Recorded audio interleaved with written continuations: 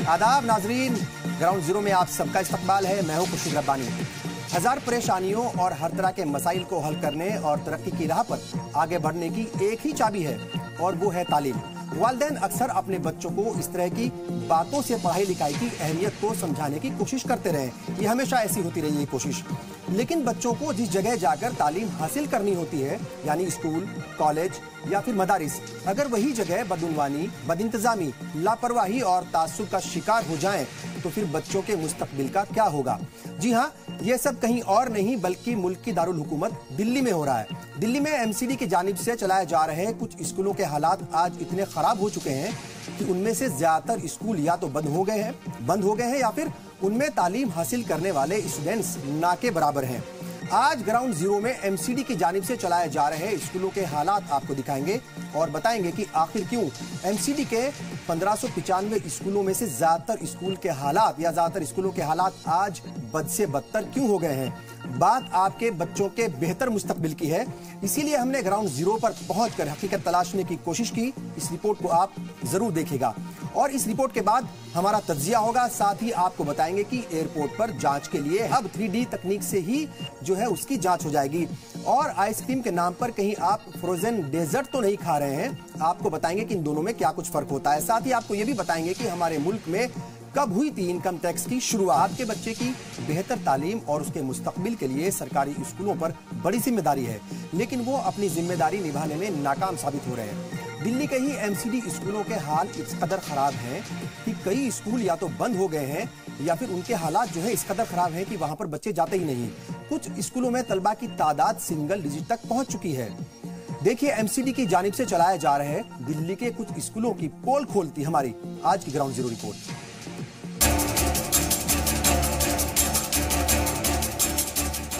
22 जून 2018 को एमसीडी की जानिब से एक लेटर स्कूलों को भेजा गया। इसमें पूछा गया कि स्कूलों में कम होते बच्चों की क्या वजह है, क्योंकि बहुत सारे स्कूलों में 100 से कम बच्चे हैं और 2 स्कूल तो ऐसे हैं जहां सिर्फ 9 बच्चे पढ़ाई कर रहे हैं। 9 बच्चे वाले जिन स्कूलों का जिक्र इस लिस्ट में किया गया है, उसमें एक पुरानी दिल्ली के चूड़ीवालान का स्कूल है तो दूसरा मोर सराय का। यह सुनकर हैरानी होती है कि किसी एक स्कूल में 9 बच्चे ही पढ़ाई कर रहे हैं। इसीलिए हम पुरानी दिल्ली के चूड़ीवालान पहुंचे।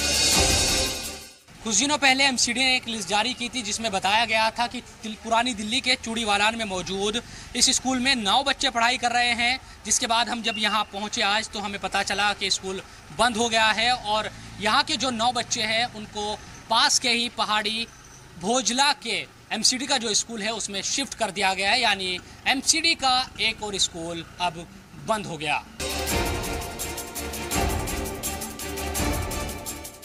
तो एमसीडी की लिस्ट में ये स्कूल मौजूद है, इसकी इमारत भी यहाँ है, वो भी बदहाल हो चुकी है। लेकिन अब स्कूल के 9 बच्चे यहाँ पर नहीं हैं, उन्हें पहाड़ी भोजला में शिफ्ट कर दिया गया है।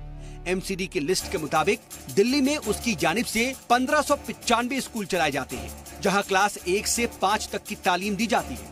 लेकिन पिछले कुछ वर्षों में इन स्कूलों के हालात लगातार खराब हुए हैं और कई स्कूल को अगर तलबा के कम होने की वजह से बंद कर दिया गया तो वहीं कई में अभी भी बहुत कम बच्चे हैं। शुरुआती तालीम में एमसीडी का रोल दिल्ली के लिए अहम रहा है, लेकिन गुजरते वक्त के साथ साथ स्कूलों के हालात खराब होते चले गए और बड़ी तादाद में या तो स्कूलों को बंद कर दिया गया या फिर मर्ज कर दिया गया। लेकिन हालात अभी भी नहीं सुधरे। एमसीडी के स्कूलों के बंद होने या फिर बदहाल होने का सबसे ज्यादा असर पुरानी दिल्ली के अकलियती तबके वाले इलाके पर पड़ा है। पुरानी दिल्ली में 2015 के अगस्त में 6 एमसीडी स्कूलों को बंद किया गया था।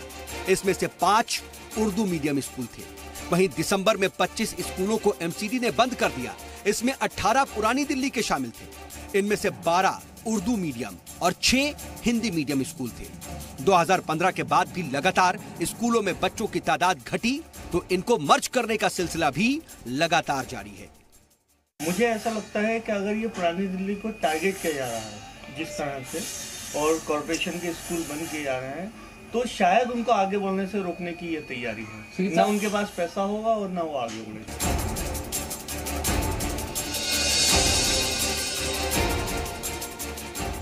मुश्किल यहीं पर कब नहीं हुई बल्कि जिस लिस्ट को जून में एमसीडी ने स्कूलों को भेजा है। और इस बात को रखा है कि कई स्कूल अभी भी ऐसे हैं जहां 100 से कम बच्चे हैं, उसमें 27 स्कूल पुरानी दिल्ली के ही हैं। इन स्कूलों में 40, 50 या फिर 70 तक ही बच्चों की तादाद सिमट कर रह गई है। दिल्ली गेट के काउंसलर आले इकबाल इसके लिए दिल्ली सरकार और एमसीडी में काबिज बीजेपी को जिम्मेदार ठहराते हैं। आम आदमी पार्टी हो या कॉरपोरेशन में बैठी हुई बीजेपी सरकार हो, दोनों बच्चों के मुस्तकबिल के साथ मजाक कर रहे हैं, खिलवाड़ कर रहे हैं। आज एमसीडी के स्कूलों में आप चले जाइए, मुझे एक अनऑथराइज कंस्ट्रक्शन, एक गैर कानूनी बिल्डिंग बनने में इंसान को 6 या 7 महीने लगते हैं, मगर किसी बच्चे के स्कूल की पुरानी झज्जर हालत की बिल्डिंग जो मेरे वार्ड में गली शक्ति मंदिर मुफ्ती वलान के अंदर थी, उसको बनवाने के लिए मुझे 1.5 से पौने 2 साल लगे।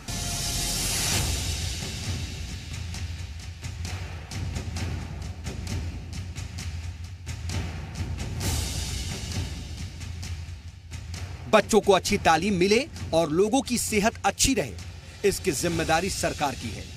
वो इसके लिए सहूलत दे, लेकिन ऐसा हो नहीं रहा और मजबूरी में लोग अपने बच्चों को प्राइवेट स्कूल में पढ़ाने को मजबूर हो रहे हैं। एमसीडी को इसकी तरफ खास ध्यान देने की जरूरत है, क्योंकि उसके स्कूलों में अगर तालीम अच्छी होगी तो फिर कोई नहीं चाहेगा कि वो मुफलिसी के बावजूद अपने बच्चों की तालीम में मजबूरी के चलते हजारों रुपए हर महीने खर्च करे। पुरानी दिल्ली में तालीम के हालात बद से बदतर हो रहे हैं। जाहिर है ये बड़ा संजीदा मसला है। बहरहाल इन बंद होते स्कूलों में उर्दू मीडियम स्कूलों की भी बड़ी तादाद है और ये बड़ा संजीदा पहलू है। लेकिन ऐसे हालात बने क्यों, आखिर क्यों? तालीम के मयार पर एमसीडी के ये सभी स्कूल इतने फीसदी साबित हो रहे हैं। देखिए एक और रिपोर्ट।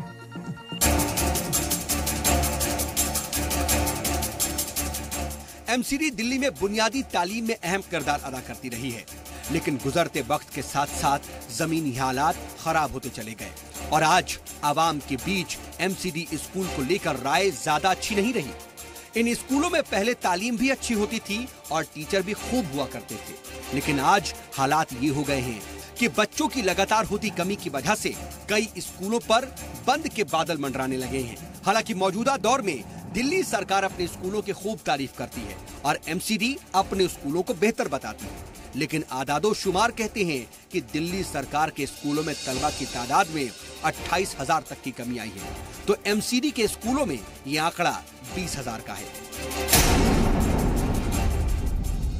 एमसीडी स्कूलों में बच्चों की तादाद के कम होने की सबसे बड़ी वजह यहाँ खराब होती तालीम है।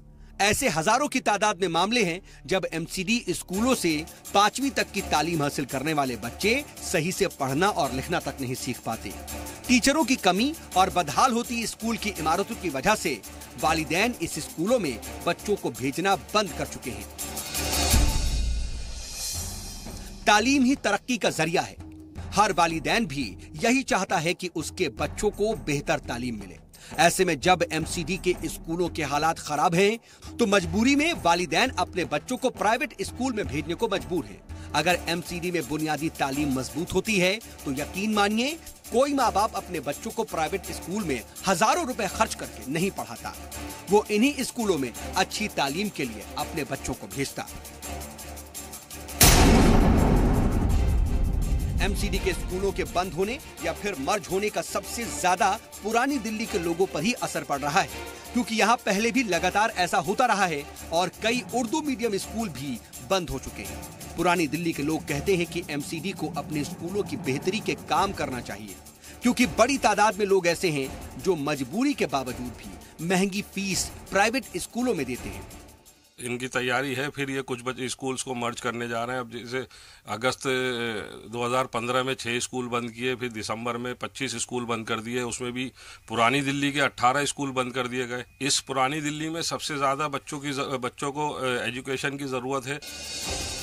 जमीनी हकीकत क्या है ये सबने देख लिया, लेकिन नॉर्थ दिल्ली नगर निगम के मेयर आदेश गुप्ता कहते हैं कि हमने तो स्कूलों के लिए बेहतर काम किया है, वो किसी स्कूल को बंद नहीं होने देंगे। हम तो निगम स्कूलों में स्विमिंग पूल भी बनवा रहे हैं। निगम स्कूल में जो प्राथमिक सुविधाएं हैं, स्मार्ट क्लासेस वाली भी स्कूल चला रहे हैं। उसमें निरंतर अभी हमने किया है कि हम एक कैंपेन चलाने वाले हैं जिसमें बच्चों को सैनिटेशन के बारे में, बच्चों के ओवरऑल इम्प्रूवमेंट हो, उनकी पर्सनालिटी डेवलपमेंट के लिए अभी हमने एक समर ट्रेनिंग कैंप चलाया। अगर वो समर ट्रेनिंग कैंप की आपको मैं वीडियो दिखाऊं तो आपको कहीं से नहीं लगेगा कि इन बच्चों के अंदर टैलेंट की कोई कमी है। दिल्ली में 1000 से ज्यादा स्कूल चलाने वाली एमसीडी को यकीनन सोचना होगा कि उसके स्कूलों में अगर 100 या फिर 50 से भी कम बच्चे बचे हैं तो इसका जिम्मेदार कौन है। स्कूलों को बंद करना मसले का हल नहीं, बल्कि इन स्कूलों की तालीम को इतना बेहतर किया जाने की जरूरत है ताकि यहाँ से कोई बच्चा प्राइवेट स्कूल में ना जाए और एमसीडी के स्कूलों में पढ़ने वाले गरीब बच्चों का भी अच्छा मुस्तकबिल हो, उन्हें अच्छी तालीम मिले। जी मीडिया के लिए दिल्ली से शुएब रजा की रिपोर्ट। तो आपने देखा कि इस मुल्क की दारुल हुकूमत दिल्ली में क्या है, तालीम के मयार, किस तरह के हालात है वहां पर। जाहिर तौर पर यह बड़ा अफसोसनाक पहलू है और इसके ऊपर हुकूमत को, एमसीडी को जरूर गौर करना चाहिए। क्योंकि अगर दिल्ली हुकूमत की बात करें तो बड़े दावे किए जा रहे हैं, लेकिन एमसीडी जो है उसकी तरफ से भी बड़े काम होने बाकी हैं। बहरहाल ग्राउंड जीरो में यहां रुकेंगे छोटे से ब्रेक के लिए, जल्द हाजिर होंगे। इस रिपोर्ट पर हमारा तज्जिया होगा, साथ ही कुछ अहम जानकारियां और आज की तारीख के साथ आपको फायदे की बात भी बताएंगे।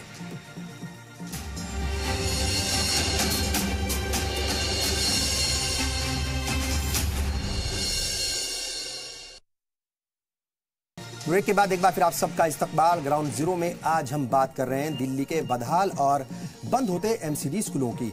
आदाद शुमार पर अगर नजर डालें तो बहुत सारी चीजें वो सामने आती हैं और बताते हैं कि हालात कितने संजीदा हैं। दिल्ली में जो एमसीडी की तरफ से स्कूल चलाए जा रहे हैं उनकी तादाद है 1595, लेकिन पिछले कुछ बरसों में इन स्कूलों के हालात लगातार खराब होते गए।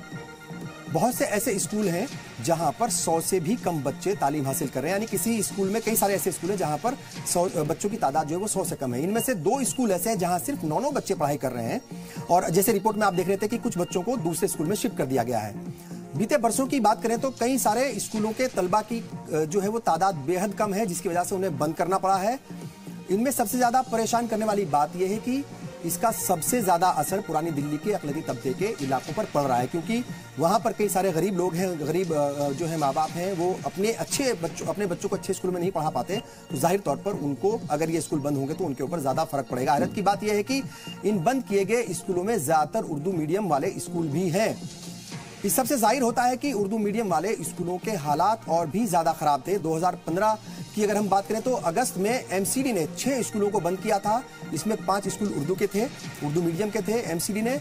इसके बाद दिसंबर में जो है वो 25 स्कूल बंद किए थे, जिनमें से 12 स्कूल जो है वो उर्दू मीडियम के थे। इसके अलावा 18 स्कूलों को तो अकेले पुरानी दिल्ली के इलाके से 18 स्कूल बंद कर दिए गए। जाहिर तौर पर ये बड़े ही जो है सोचने वाला एक तरीके से पूरा सब्जेक्ट है कि आखिर ऐसा क्यों हो रहा है। बीते दिनों में दिल्ली सरकार के स्कूलों में तलबा की तादाद में 28,000 की कमी आई है, वहीं जो एमसीडी की तरफ से स्कूल चलाए जा रहे हैं उनमें बच्चों की तादाद में 20,000 की कमी आई है।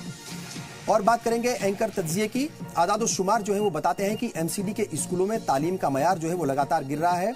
यहाँ न सिर्फ असातिज़ा की कमी है, बल्कि जो असातिज़ा हैं भी वो भी बेहतर तालीम मुहैया करा पाने में नाकाम साबित हो रहे हैं। यानी देखा जाए तो इन स्कूलों में काबिल असातिज़ा की भी बड़ी कमी है। इसके अलावा इन स्कूलों में बड़ी तादाद में इंफ्रास्ट्रक्चर की भी कमी है। ये तमाम चीजें नजर आती हैं। अगर देखा जाए तो वहां पर ब्लैक बोर्ड नहीं है, चौक, बेंच, चेयर, बिजली और बैतुल खला जैसी जो बुनियादी सहूलियात हैं उनकी भी यहाँ पर साफ कमी देखी जा सकती है। ऐसे में बच्चों का मयारी तालीम किस तरीके से उन तक पहुंचाई जाएगी, ये एक बड़ा सवाल है। और जो फ्री एजुकेशन का बुनियादी और आईनी हक है जो मुल्क की हुकूमत देती है, वो कैसे पूरा होगा, ये एक बड़ा सवाल है। ये जो पूरा लचर और ढीला रवैया है हुकूमतों का, ये कैसे बेहतर हो, ये कहीं ना कहीं इसके ऊपर देखना पड़ेगा। ऐसे में सबसे पहले आवाम को चाहिए कि वो अपने बच्चों को मयारी तालीम मुहैया कराने के लिए सरकार और एमसीडी पर दबाव बनाए, क्योंकि मुल्क में राइट टू फ्री एजुकेशन के साथ साथ मयारी तालीम फराहम कराने की भी पूरी जिम्मेदारी हुकूमतों की है। अगर ऐसा नहीं हो रहा तो उसके लिए जिम्मेदार भी हुकूमत ही है, कोई और नहीं है। महज फ्री एजुकेशन देकर अपनी पीठ थपथपाने से कुछ भी हासिल नहीं होने वाला। इसके साथ साथ यानी फ्री एजुकेशन के साथ साथ क्वालिटी एजुकेशन भी देनी होगी, वरना इस फ्री एजुकेशन का कोई मतलब नहीं बनता। और बढ़ेंगे अगले सेगमेंट की तरफ। इसका नाम है जानना जरूरी है और आपको बताएंगे कि आइसक्रीम और फ्रोजन डेजर्ट में क्या फर्क है। लोग जो है अक्सर खाना खाने के बाद आइसक्रीम खाते हैं, लेकिन कहीं ऐसा तो नहीं कि आप असल में आइसक्रीम की जगह कुछ और ही खा रहे हो। दरअसल आप जिसे आइसक्रीम समझकर खाते हैं वो आइसक्रीम नहीं बल्कि फ्रोजन डेजर्ट भी हो सकता है। आपको ये सुनकर थोड़ा अजीब जरूर लगेगा, लेकिन ये फ्रोजन डेजर्ट जो है और आइसक्रीम दोनों बिल्कुल अलग अलग तरह की चीजें हैं और बहुत ज्यादा इनमें फर्क होता है। ज्यादातर लोगों को इसकी जानकारी नहीं होती कि फ्रोजन डेजर्ट जो है वो आइसक्रीम नहीं है, उसको आइसक्रीम समझ करके खा लेते हैं। दरअसल फ्रोजन डेजर्ट जो है वो वेजिटेबल फैट से तैयार होता है, उससे बनाया जाता है, जबकि आइसक्रीम दूध या क्रीम से तैयार की जाती है, यानी आइसक्रीम को डेयरी फैट से तैयार किया जाता है। ज्यादातर जो ब्रांड्स हैं वो पैक में या पैक के ऊपर छोटे से कोने में लिख देते हैं कि ये फ्रोजन डेजर्ट है, जो कई बार पढ़ने में भी नहीं आता, पता ही नहीं चलता कि ये है क्या। अगर इन दोनों में पाई जाने वाली कैलोरी और फैट की बात करें तो फ्रोजन डेजर्ट जो है उसमें 20 किलो कैलोरी एनर्जी होती है। इसमें 10.5 ग्राम फैट और करीब 6 ग्राम जो है सैचुरेटेड फैट होता है। हालांकि डॉक्टर्स का कहना है कि फ्रोजन डेजर्ट जो है उसके अंदर कोलेस्ट्रॉल नहीं होता, यानी उसको खाने से बहुत ज्यादा नुकसान नहीं होगा। और ऐसा भी कहते हैं डॉक्टर्स कि अगर आइसक्रीम आप ज्यादा खाते हैं तो उससे नुकसान हो सकता है, तो वो सलाह देते हैं कि फ्रोजन डेजर्ट जो है उसी का इस्तेमाल करें। और अब बात करेंगे आज की तारीख की। 24 जुलाई 1860 को आज ही के दिन सबसे पहले एक ड्यूटी के तौर पर आयकर यानी इनकम टैक्स की शुरुआत की गई थी। कानून के मुताबिक हर कारोबारी और हर उस आदमी को टैक्स देना जरूरी है जिसकी सालाना आमदनी जो है वो तय नियमों के हिसाब से टैक्स के दायरे में आती हो। ऐसे लोगों को हर साल इनकम टैक्स रिटर्न भी फाइल करना होता है। इनकम टैक्स सरकारी खजाने को भरने का अहम जरिया है, जिसके जो हुकूमतें जब इस टैक्स को इकट्ठा करती हैं तो उससे बहुत सारी ऐसी सरगर्मियां हैं जिसके जो चलाई जाती हैं। इंफ्रा पर काम होता है, पब्लिक सर्विसेज के कामों को जो है वो किया जाता है या इस टैक्स को उस पर खर्च किया जाता है। बहरहाल इसी के साथ वक्त हो गया है आपसे विदा लेने का। अपना ख्याल रखें, हर तरह की अफवाहों से दूर रहें। आप फेसबुक, ट्विटर, यूट्यूब और तमाम जो तरह के जरिए हैं उनके जरिए आप अपने पैगामात हम तक पहुंचा सकते हैं इस प्रोग्राम को बेहतर बनाने के लिए। और जो अफवाहें फैलाई जा रही हैं, जो लिंचिंग हो रही है, उन्हें रोकने के लिए भी आप एक जिम्मेदार शहरी के तौर पर अपना रोल जरूर अदा करें। ये हमारी आप सबसे अपील है। कुछ देर के बाद देखिए आपकी बात बुशरा खान के साथ। मुझे और पूरी टीम को दीजिए इजाजत। आदाब।